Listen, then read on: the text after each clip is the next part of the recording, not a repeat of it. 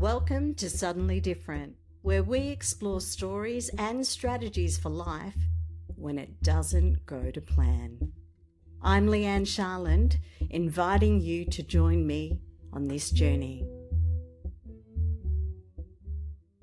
There are moments in life that quietly redraw the map of who we are.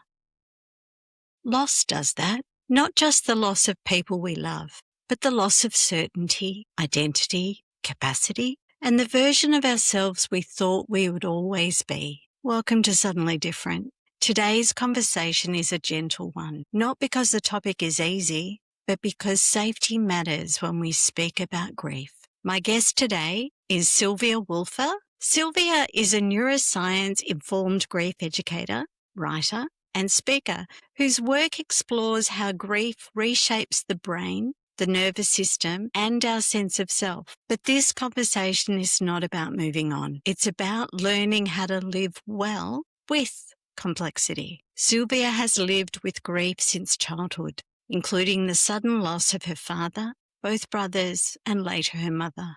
Through both science and lived experience, she now teaches how we can develop steadiness, clarity, and agency, not despite grief, but with it. This is a conversation about loss, yes, but also about presence, about nervous system wisdom, and about what becomes possible when grief no longer runs the show.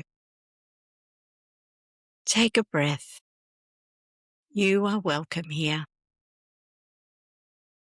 Thank you, Sylvia, for being on Suddenly Different today. Thank you so much, Leigh-Anne, for having me. It's an honor to be having this conversation with you today, and I'm very much looking forward to it. It is hard when we lose our family of origin, isn't it? Yes, it is very confusing because you really lose your stable base. You lose your origin, your roots, and what has made you and what has helped you to become. And when that happens from a very young age, it shifts your identity, and you lose innocence quite quickly because it takes away that notion of permanence, and it kind of pushes you to act and think beyond your age. When I lost my dad, I was 7, and it certainly changed me. Before we speak about grief as a field of work, I'd love to begin with you and your story. When you shared details about yourself now, how do you understand your own story differently now to how you once did? Yeah, so I think in my case, I've experienced grief from a young age. My dad died when I was 7, and then 10 years later, my younger brother died in a road accident very suddenly. I was 17, and then just before lockdown, I was in my late 30s. My older brother died also very suddenly, and then more recently, my mum. So I've lost a brother at 17 and then another one at 40, and it has certainly been a very different experience, even though the intensity and the pain was the same. I think I have maybe a more cognitive way to approach it now, and talking about it has helped me a lot as well. So what happened for me really was that I experienced grief without having any support when I was a teenager, and so the things that I was experiencing, the waves of grief and the distress and the bracing constantly, being like on alert constantly, I thought this is just how it is. This is what it does when you lose the people you love the most. So I had kind of capitulated. I thought, well, I'm just gonna have to live with that.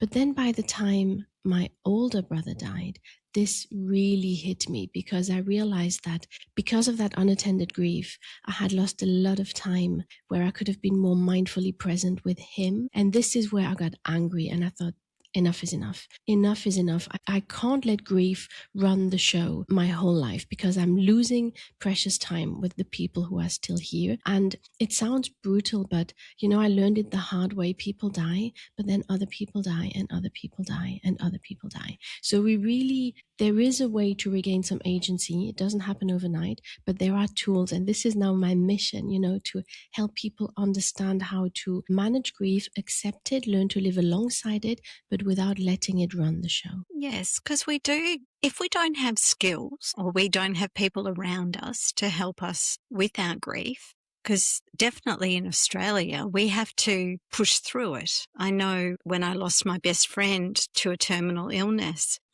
I had people asking me if I was better yet. And I don't know that I'll ever be better from her passing, but I have strategies of coping with. Yes, and that's very true. We are in a society, especially the Western world, where we're trying to rush the process, to rush grief, because people are illiterate when it comes to handling your own grief, their own grief, but also other people's grief. And it doesn't come from a bad place, but we are just in that rat race and in that a productivity wheel, and we just expect everyone to push through it and then be back to normal and function as they used to. But it is physically impossible. Grief affects the brain, it affects the body, it slows down our systems, our ability to focus, our ability to be productive. And this is not a lack of willingness. It's not that people don't want to, it's that really they can't. There's a brain fog that comes with grief because the body is on high alert. So the energy is just redirected towards survival, because grief is experienced as a threat, and all that energy is then missing for other things in life. And you're talking about that healing process that is being accelerated. Well, if someone breaks an arm, no one would ever say, can you please accelerate, the repair of your bone? Can you please heal faster? We wouldn't do that for a physical wound. So why are we expecting this from grief?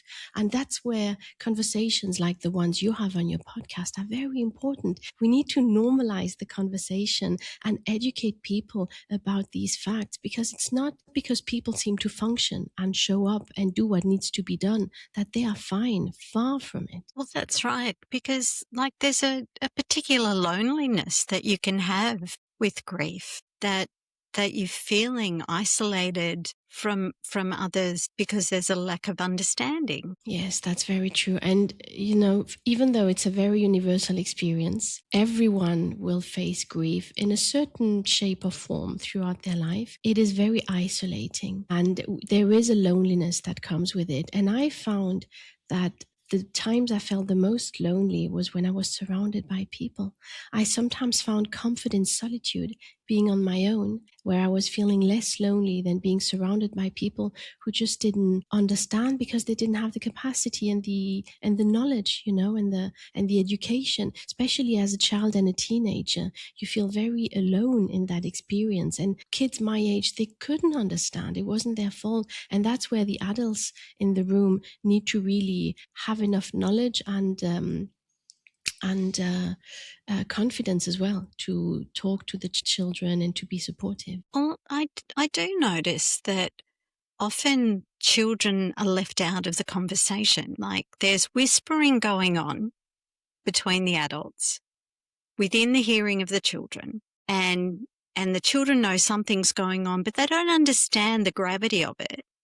And maybe it's better in 2025, I don't know, but it's like, how do you explain to a child what's happening in the moment, but what's the lifetime experience of the loss of that person? I can't imagine what it was like for you. I know that the closest I've got is that my father was in the army, and he went away for 18 months at the beginning of my life and in another country. And then when he came back, I had that strange experience of losing someone and people mourning him not being there, and then him being back and he was a stranger. And that's my closest equivalent. Yeah, what an interesting experience. And how did the adults around you handle that? Did you feel supported at that time? Well, no, I think it was just move on. It's like, this is what we're doing. Because a lot of, especially, 60 years ago, children were an afterthought for how their nervous system or how their emotional being was reacting. We had to be quiet and good. Yes, you're right. Back in the days, it was really most about being well behaved as a child. That was important. You had to be well behaved and then later on well educated. And it wasn't really about emotional development. That's very true. Well, I was 7, and I remember very vividly how all the adults were talking around me as if I wasn't there. And I made a promise to myself. I told myself, don't you ever forget that a 7-year-old child understands everything. And because it hurt me that they were speaking as if I didn't understand a word. And I always think of it whenever, I'm introduced to a child that happens to be 7, I'm like, okay, I know you understand everything. So what I think is important with children is my grandma did it very well. She spoke to me with real words. So not to make up things like, oh, your dad went to sleep, or because that can be very shocking for children. They might even be afraid to go to bed, So to just use real words, the body stopped functioning and he will not come back, not necessarily even make up things, he's in heaven, or just be open for their questions and open for their questions to be repetitive. Like just realize that for a child, it's very hard to integrate, and they might feel the urge to ask the same questions over and over and over again, and then just be patient and use age appropriate words to answer their questions, but simply and honestly. Yeah. And that makes so much sense to me, because 7-year-old children do know. My granddaughter is almost 7 and she knows exactly what's going on. So I couldn't imagine trying to make up a story that wasn't true, because she knows the difference between truth and a lie. Yes. And I remember I asked my grandma, I had these really precise questions because he died. At that time, we thought he had died of a fall. And so I asked her, was it painful? Did he suffer? And she answered honestly. She said he probably did feel something. And to me, more than, the idea that, oh my God, my dad suffered, it was really more about, I can trust this adult talking to me. I can trust her because she's telling me the truth. And that notion of safety is extremely important. Even as adults, we need to feel safe to calm down and to gather our thoughts and to go forwards, So just being honest with a child without obviously giving like traumatic details will give them a sense of safety. It has to be age appropriate. But then again, there are also many charities specialized in child bereavement that people can go to if it does happen. That's really good to know. I know with, some traumatic events, and the death of a parent or a sibling is very traumatic, that it's almost like part of you can get stuck in that age, in that moment, and your development can be inhibited by not dealing with the grief or not dealing with the understanding appropriately. Is that true? Yes, it is. Like if as a child, I, for example, became hypervigilant. I felt in charge of my mom as well, even more so when then my younger brother died. I took over that responsibility of looking after everyone, and you lose your innocence. And my nervous system was on alert for decades, but I didn't even realize it because I thought this was normal. I thought this is just how it is.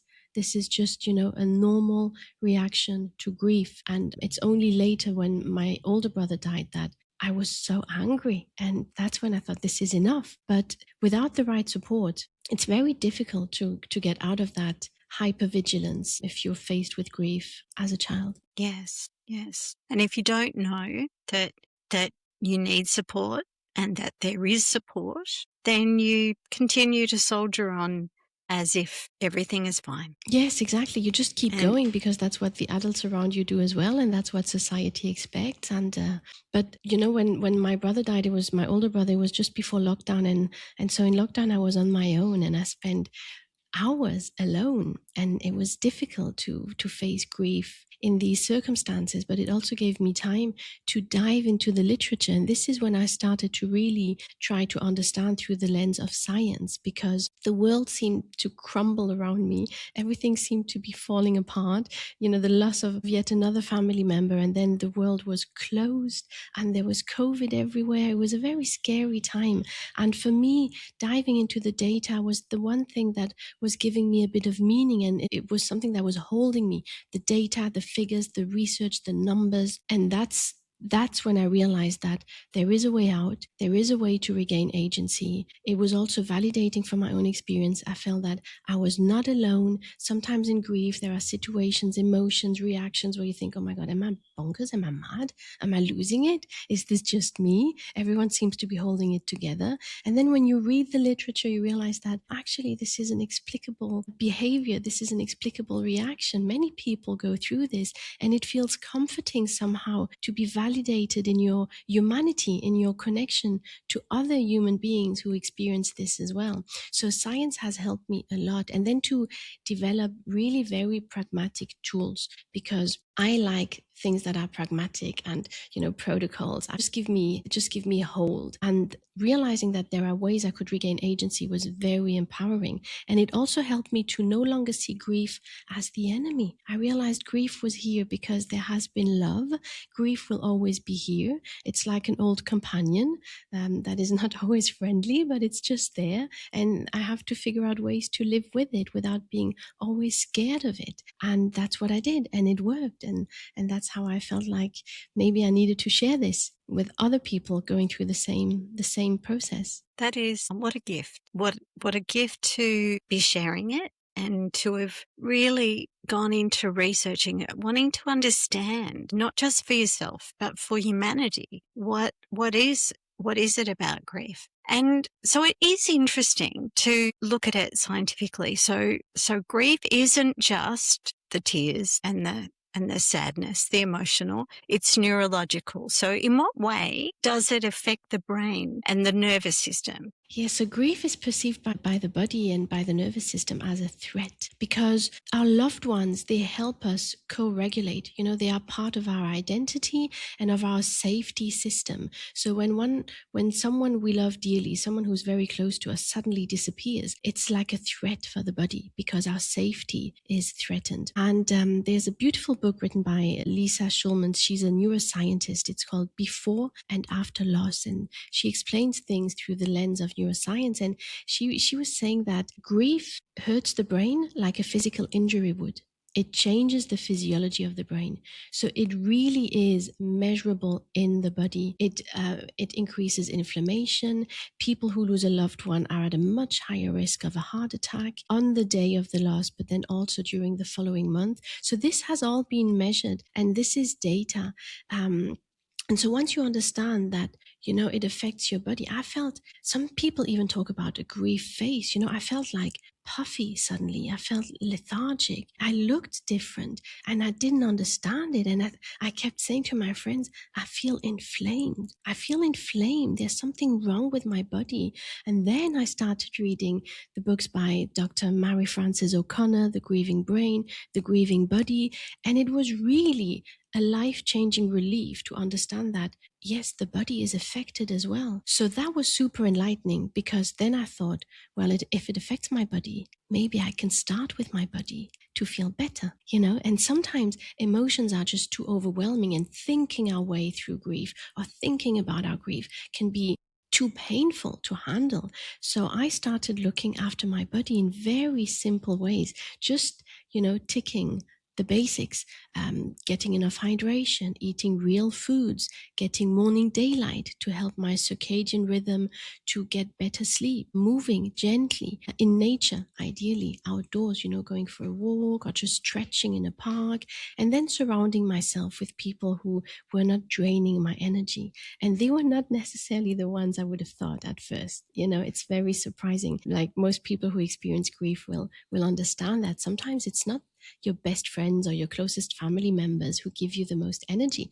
Sometimes it's people you didn't think were that important in your life, but they turn out to be really helpful and soothing. So starting with the body, and because I'm a Pilates instructor, I use this a lot as well. And now I use it in my work. I use movement because moving slowly, breathing slowly is obviously good for the body for many reasons, but it also signals safety to the nervous system. So just learning how to use the body to create that safety will help the mind and will help the heart. And this is such a powerful tool that is accessible to anyone, tend to your body. That's probably my most important advice I would give to anyone grieving. Look after your body. You will do yourself a huge favor. That it's so interesting. Many of the things that you've just said, the holistic suggestions for helping with my condition, because I was injured by the COVID vaccine, and it was just that my body couldn't take one more thing. And so my nervous system is in fight and flight all the time. So calming it down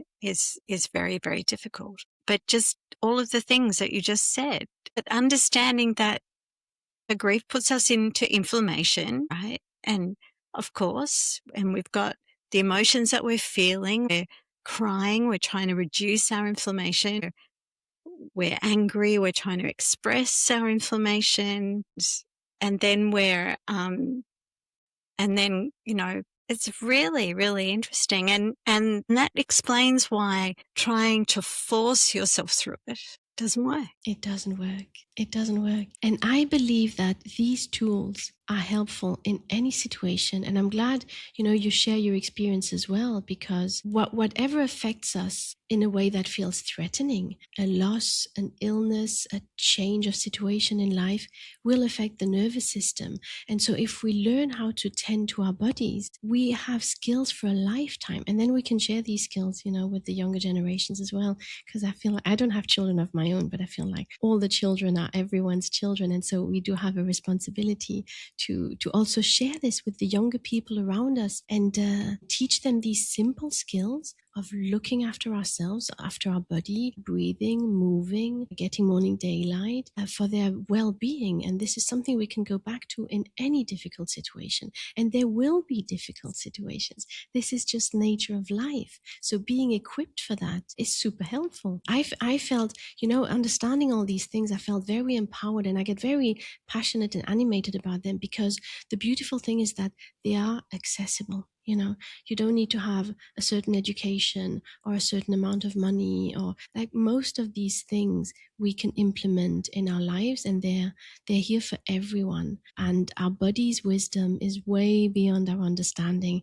but we can really tap into it and trust it to do the work. Yes. And we're just thinking about the mental health epidemic that we have at the moment, right? And the and what I mean about that is the dysfunction for people and the burnout. But if people are constantly experiencing grief about something and the nervous system is in inflammation and in the fight, flight or freeze state, then it is not surprising that it is difficult for us to make good decisions to look after ourselves for the best. You're right. You're right. And yes, you're right. And there is a crisis. And this is why I think making it as simple as possible, just like one or two things, be it hydration and morning daylight, these two things will already make a big difference.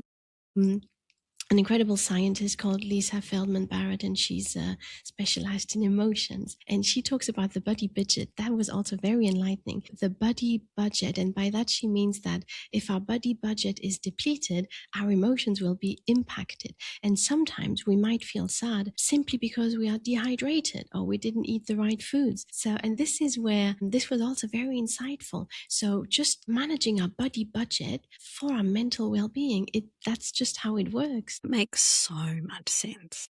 Doesn't it? Or if we haven't slept enough, we won't be as upbeat as we are when we had a good night's sleep. That's right. I did not know until I started studying neuroscience. I didn't know what the brain did while we sleep. I did not know about the cleansing of the toxins, and I did not understand what it was doing. And I was not sleeping properly. So of course my brain was not detoxifying. So then I had more headaches and I had more anxiety and my nervous system was dysregulated. So of course, and we don't know it because probably many of us don't read the books that you are talking about. Oh, I can only highly recommend them. They're so insightful. And I feel like we're at a day and age, we're very lucky that science is so accessible, straight from the scientists, straight from the people who do the research. And they write these books and they read these books. They're also, most of them, available in audio format, read by the author, which makes it even more exciting, I find, to listen to. Coming back to sleep, there is Matthew Walker, for example, who's done an amazing job in educating the general public about the importance of sleep, because up until recently, really, the lack of sleep or sleeping very little was almost glorified. You were always almost being labeled as lazy if you wanted to get your 8-9 hour sleep. But thanks to him, I think he's done a really great job at communicating that we now understand that we're really harming our health big time by not getting enough sleep. But then again, when grief hits or a life-changing event, like in your case, it's very hard to sleep well. Sleep is disrupted a lot. And this is where simple things like getting morning daylight will have an impact on regulating your circadian clock, and then having a bedtime routine.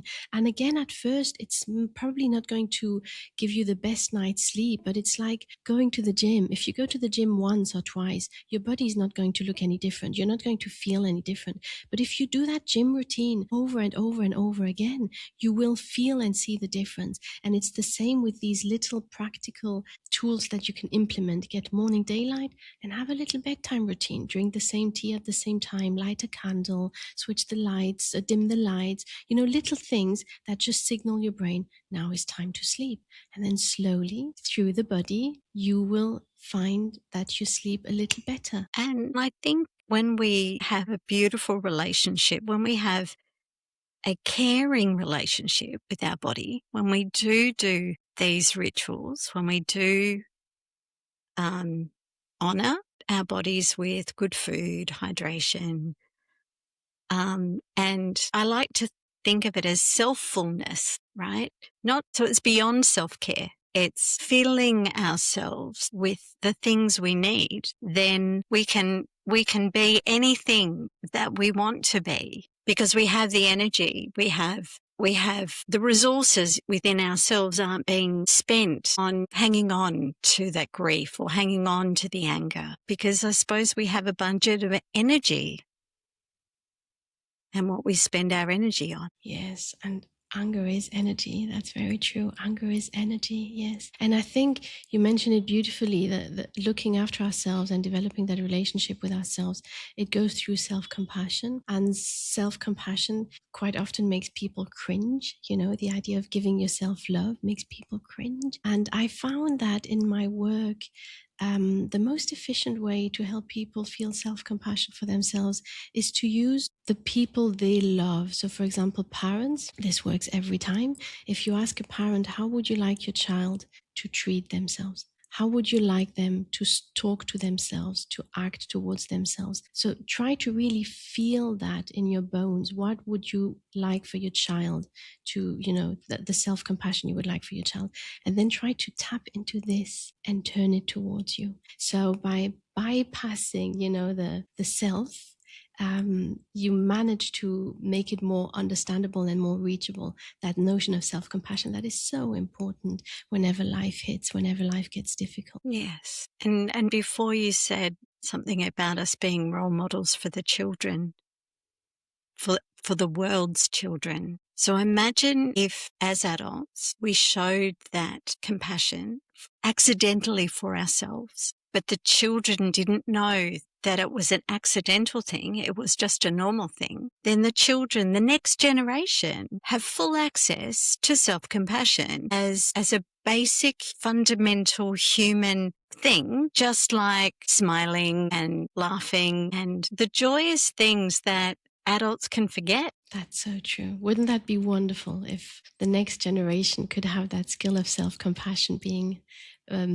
innate from birth? That would be amazing. And I think we have a responsibility for that. And this is where it's almost a duty, isn't it, to learn how to apply it to ourselves so that children can take example. But it does make us cringe. And again, I will talk about a scientist who's a leading expert in self-compassion. Her name is Christine Neff, Neff. And I think her website is christineneff.com. And there are a lot of free resources on her website on practicing self-compassion and all the science, how self-compassion is not self-complacency. And when she started studying self-compassion, maybe 20 or 30 years ago, there wasn't even a proper scientific description of what self-compassion is. So she did pioneering work in that field. And again, I would recommend for everyone to have a look at the website because the resources are amazing. They've helped me a lot. Self-compassion didn't have a scientific definition. No, there was no proper definition that could be used in a rigorous scientific study. Goodness. Yes. So, because compassion is such an important thing, and it is a thing that maybe is a little absent sometimes in the world when we have different points of view and conflict. But yeah, compassion is so important. It is. And by nature, we are a very compassionate and kind species. The circumstances that change that, and often fear, fear and stress, that remove that ability.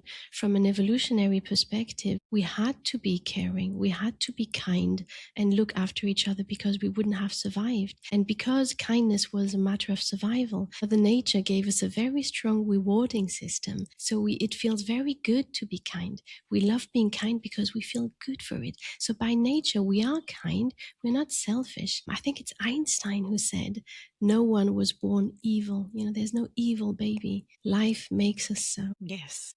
So with your work with people with their grief, do you work with people who are going through different phases, like different career phases and job change, as well as loss of family and friends? My work is essentially based on, losing a loved one, and that for people who need to show up, and usually after a few years, after a year or two, when the world keeps going and everyone around you thinks you're fine, but you sense that something is off and you're not quite yourself and you can't quite be and do what you used to. That's when I help to really reset and share the tools and also acknowledge, the situation. So people who are grieving, who are a few years in, but who need to show up and to perform and to be there. And that can be, in the corporate world, high performers, but that can be mums. Mum is a very demanding job. That can be carers, people who can't, who care for others. That's also very demanding. So people who have no choice really, but to show up and do what needs to be done, but are still struggling inside. That's where I can help. Yes. And I think we would be, like most people would have unresolved grief. Yes, grief comes in many, many shapes. And again, I really think that the tools I'm sharing and the insights I'm sharing, they're applicable to any situation in life. You end up with a toolkit that helps you go through life and feel empowered. And, I sometimes feel like I know life will bring more challenges and also a lot of happiness, but it will bring more challenges, but I feel ready. And I also sense that now that I've developed these tools and I apply them to myself, I can be there for others. I noticed that, for many years, I couldn't be there for others as much as I wanted to because I wasn't well. I wasn't well enough. And now, there have been things lately last year in my family, and I felt so grateful that I could be there really. And it didn't take the energy out of me. It energized me to be able to be there for others. And that was a big shift. And in that sense, it's super empowering to regain agency because you can not only help yourself, but you have the energy to help others. And that's what life is about, Yes. And to notice the difference between that, right? To be able to see that there is a difference between pushing through and truly being able to be present. Exactly. To not lose your energy, that is really, that is huge.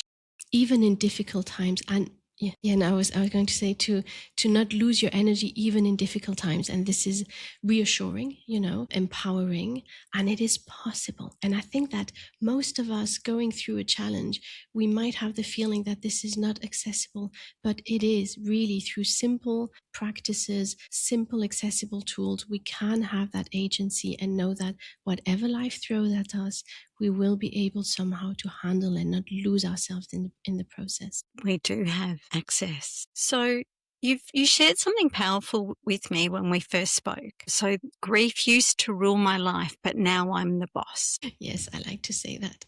I'm the boss now. Yeah. I'm the boss and I decide. Yeah. So yes. And yes. Well, you seem like a gentle boss, but yeah, so what does that look like in day-to-day living? Yes, so that's something I love to share because, again, I'm all for pragmatic solutions and behaviors and things that, make sense and that really anyone can use. So when I say that grief used to rule my life, it's that I was constantly for decades bracing for the next wave, for the next grief bomb to hit, and it could be anywhere. So it even changed my behaviors. I stopped reading novels completely. I stopped going to the movies. I stopped. I didn't want to go out in cafes anymore because anything could trigger. Anything, a picture, a song, a smell, a word, anything could be a trigger, and I could not control these triggers. They would be so powerful that I would have to leave the room, hide in the bathroom, cry my eyes out, and it felt very it was like a constant threat, and I felt like I was a victim. There was nothing I could do. It could just come ambush me and jump at me out of nowhere. And then when my older brother died before COVID, that's when I got really angry, and I thought, enough is enough. Enough is enough. I do not want to spend my life being ambushed by grief so randomly. So now what I do, and what I recommend the people I work with to do, it sounds very surprising, but trust me, it works. It's incredible. When a grief wave comes, when you feel that you're being triggered, my response now is to say, see you, I hear you, I know you are here. I talk to my grief. I know you are here, but now is not the right time. Not now. Not now. And this is very powerful. Not now. So what do I do with that? I then plan it. I make an appointment with myself, and I will tell my grief, I will look after you. I will let you in Thursday evening at 8, and then I'll put the candles out, the sad music. I look at pictures. I look at videos, and I will know that this is the time I will let grief in. I will get it through me. I will cry. I will be sad. I will feel all the emotions, but it's in my own terms. It's when I decide. And again, this is not something that happens overnight. Like, grief triggers don't just stop jumping at you. But it's the same analogy as the gym. If you do that over and over and over again, you train your brain, and then you create space. So it's really important not to ignore it. Don't just say not now and push it aside. Accept that it will happen. The pain will go through you. But if you feel that you have a little bit more power and decision making over when it hits you, it's a big game changer. And then from that moment, I stopped seeing grief as an enemy. I stopped seeing pain as being dangerous. I understood that this was just part of the process, and I can handle it, and I accept it, and I can go through that. But I decide when. So I'm the boss now. I'm the boss. It is that is such a gift for our listeners to get given this strategy. It makes so much sense to me. Like, it does, doesn't it? Yeah. It is, it's like everything else we make an appointment for. Exactly. Right? But we go to it. We show up at the appointment. That's important, even if it's an uncomfortable one. Yeah, well, that's right. Especially once we've built up the trust, the nervous system and your ego, and your ego is only trying to protect you anyway. So your nervous system and your ego will learn trust if you keep your word. Yes. So it is about keeping your word. So let's just repeat those steps again. So when the emotion comes up, when the trigger happens. Yes. When you feel feel the trigger. Helpless, when you feel helpless, I used to be scared. I used to think, oh my God, it's coming at me. It's happening again. And it would scare me. And when it happens, you acknowledge it, and you just say to yourself, not now. Not now. Now is not the right time. I will meet you later. And again, it doesn't happen. It doesn't work the first time, the second time, the third time. It's a process, and you have to trust the process and repeat it over and over again. And the time will come where this will work, and you will remain calm and composed, and you will be able to say, okay, I see you. I see you, but I will look after you later. Yes. Oh, that is such a gift. So is it based on that you were able to then realize that you could coexist the grief with joy rather than having them cancel each other out and have, the joy lost? Yes, and that notion of impermanence of emotions. I mean, impermanence is everywhere, but the impermanence of emotions, and that the emotions are not me, and the emotions are not monsters, that every emotion is welcome. And if I learn to look at them, to face them, to name them, they're way less scary, and then all of them have their place. Like I said, grief and pain are no longer enemies. I can name them now. I can say, oh, hey, here you are. And it's the same with sadness, anxiety, fear, doubt. I can say, oh, here you are. I know you. I've seen you before, I've met you before, and there has been an after. You were here, but then you left again. And it's just really getting familiar with our emotions. Naming them is an incredible tool. Again, it's super pragmatic, sounds boring, but the better the words, the more precise the words you use for your emotions, the better your emotional intelligence. And this will then help you just manage them better, not being overwhelmed by them. Emotions are just this. They're like energy in motion, and they will pass. And there's a beautiful saying by a Buddhist monk, a woman, who says that emotions are like the weather. They are like clouds in the sky, but we are the sky. The sky doesn't change. Emotions are the weather, ever changing. Sometimes it's sunny, sometimes it's rainy, but there's always the same sky behind, and it's the same for us. We are the sky, our emotions are the weather, and we can handle that. Yeah. And if I may share another name of someone who's doing incredible work with emotions at Yale. I think it's even called the Center for Emotions at Yale. And his name is Dr. Mark Brackett. He's written amazing books. One of them is Permission to Feel. There is even an app that teaches you how to label your emotions and how that helps you. So if any of your listeners is interested in that, it's Mark. I will send you the links to all these people because their work has been life-changing for me, and it's accessible.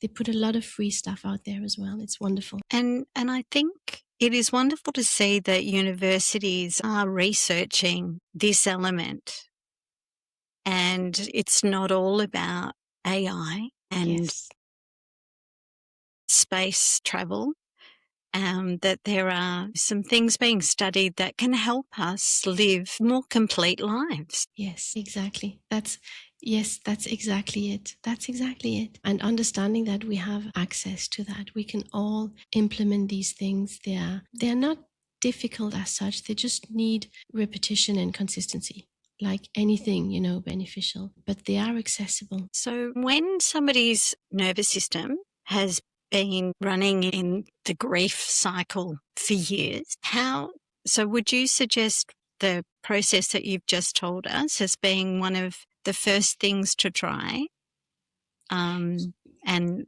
with patients, for them to be able to understand possibly the difference between managed and not managed?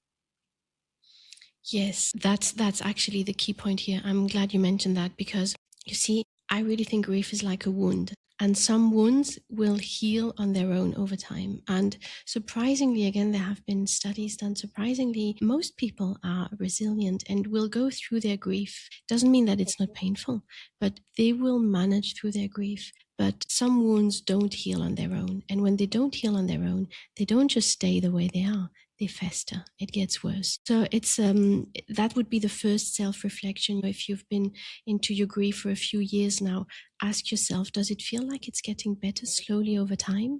Or is it not getting better? Because if it's not, then you really want to seek help, to find a professional or a community group, or don't be on your own. Like, don't be isolated, seek for help, reach out but if you find, that's the first thing really, that it's slowly getting better. And sometimes a very good way to realize that is to keep a journal. That's also something I recommend to most people to do. Grief can feel over-consuming, overpowering, and utterly present. And it can feel like it's painful all the time, every day, all day long. And so journaling helps to soften this notion a little bit. When you journal, okay, when was grief the most intense today? When did it soften? What happened around these moments? And if you do that, you end up seeing a pattern. Not only do you realize that, well, actually, it's not all the time. I have been smiling. I did enjoy my hot cup of tea. I did love looking at the birds playing outside. You will realize that there were moments where grief softened a little bit, and you will also see what might have triggered it, what might have helped, and just that maybe over time it's less and less. So journaling, and just, you don't need to write an essay, but just noticing, when was it the most intense? When was it less intense? What happened around these times? That is very helpful. Just that self-observation. I think, coming from being a data professional over the last 40 years, I think it is vitally important for us to check in with our patterns, and by keeping a journal, even just asking yourselves a question, that you just suggested, even if you weren't to write it down, you still have got, a bit of a catalogue, a bit of a data capture of what's going on. And so sometimes when we say those general statements like always, it always happens this way, well, then you can question, is it always? Do Exactly. I always feel like this, right? But you can't question an always statement if you don't have some data Exactly. to prove, right? So it is, and I know that often when we're grieving or we're in pain, we numb ourselves. We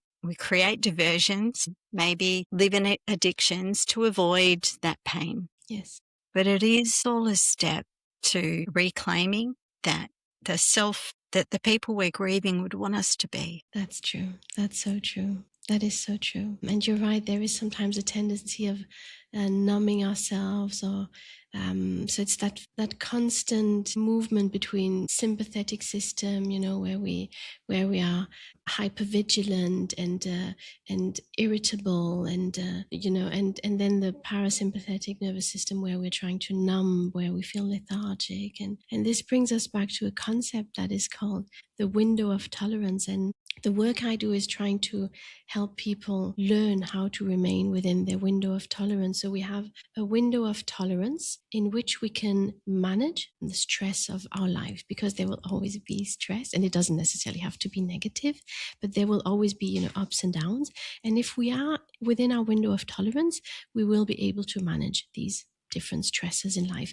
That window of tolerance can shrink when life gets hard, like a pandemic, an illness, grief, and it can expand when life is a bit more generous. But if we go above that window of tolerance, we're going to be irritable, restless, struggle to sleep, get angry easily. And if we are below that window of tolerance, we feel lethargic, sad, we have no energy, no motivation, nothing is appealing. So it's about learning how not to go above or below, and to remain within that window of tolerance. And all the tools I suggested during our conversation will help remain within that window of tolerance. And that makes life more enjoyable, because we can remain present.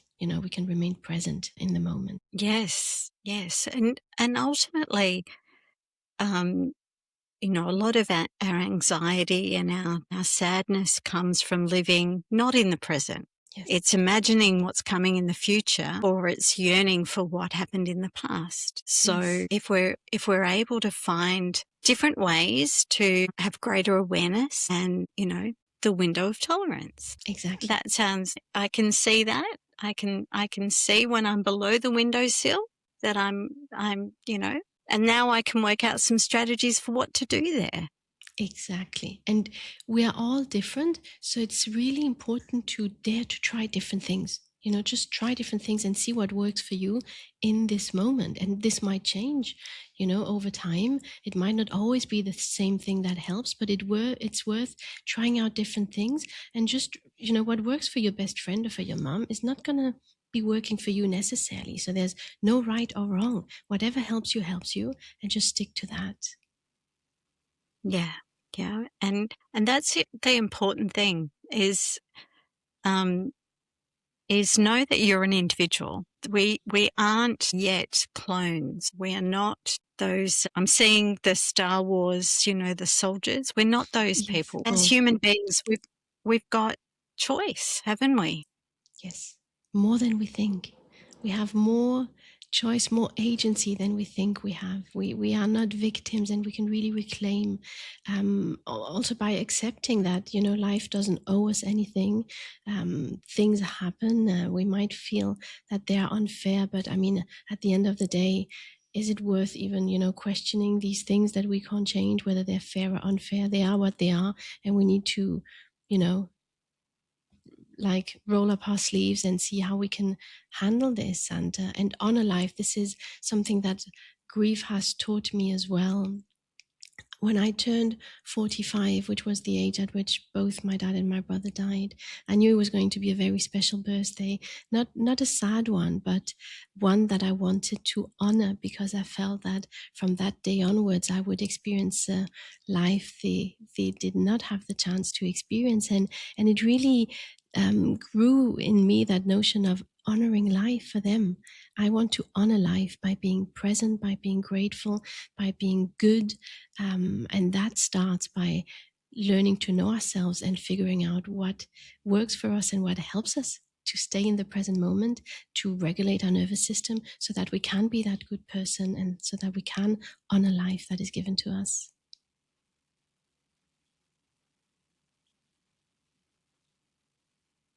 The world is a better place for having people like you Oh, thank you so much. who have Right back at lived you. the work and thank you and do the work. I can imagine, and I'm sure that all the listeners can imagine with time with you and with the peacefulness of your voice and the calmness of you. I wish you lived around the corner. It'd be very good. We could meet up for a coffee. That's right. But yeah, it is so special. So if you had one last thing to say for now, just for now, for the people listening who have found themselves leaning in to this conversation and feeling understood and supported and helped, is there something that you feel that's necessary to say to them now? Yes, there's really one bit of advice that I love to share that I have mentioned already, and it's boringly pragmatic, but when everything feels too much, look after your body, because this doesn't require emotional presence. This doesn't require extra energy. This is probably the most basic thing you can do. Just pick the foods, hydrate, get morning daylight, a bit of time in nature. Trust your body to be there for you. Our bodies are our home. Their wisdom is beyond our understanding, and we can always use the body to help the heart and the soul. Yeah. Yes. Beautiful. Well, thank you so much. So grief doesn't mean something is wrong with you. It means something mattered. Sylvia reminds us that grief is not a failure of strength. It is a sign of connection, of love, of being human in a world that keeps changing. This conversation isn't about fixing grief. It's about learning how to listen to the body, soften the nervous system, and meet life with greater kindness and capacity. If this episode stirred something in you, take your time, pause, breathe. Let what landed settle gently. You can explore Sylvia's work, writing and courses at sylviawolfer.com or connect with her on LinkedIn. Thank you for being here. And remember, you are not broken because life changed you. Until next time, this is Suddenly Different. Thank you so much, Sylvia.